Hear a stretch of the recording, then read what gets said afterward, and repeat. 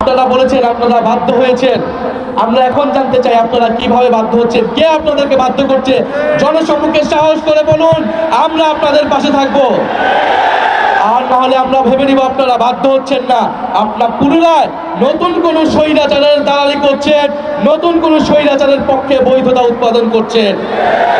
16 বছরের ইতিহাস ভুলে নাই, মিডিয়ার উপরে বাংলাদেশের মানুষের সে আস্থা আসে নাই। আবারও যদি এই একই কাজ করেন আপনারা, 12ই ফেব্রুয়ারি কিন্তু বাংলাদেশের জনগণ সেইটার এই দালাল মিডিয়াদের বিপক্ষে ইনশাল্লাহ রায় দিবে। আমরা বেশি কথা বলবো না, বাংলাদেশের মানুষ সবকিছুই দেখছে। 12ই ফেব্রুয়ারি মোহাম্মদপুরবাসী প্রস্তুত থাকেন। ফজর ওয়াক্তে এসে যারা ফরজ নামাজের খোঁজ থাকে না, তাহাজ্জুদের নামাজ পড়ে তারা ভোট কেন্দ্রে আসতে চায়, তাদের পরিকল্পনা কি বাংলাদেশের মানুষ জানে?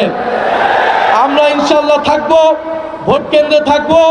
ভোট কেন্দ্র যদি দখলের চেষ্টা করা হয়, ইনশাল্লাহ শক্ত হাতে লাঠি হাতে তরুণ সমাজ প্রতিহত করতে হবে 12ই ফেব্রুয়ারি।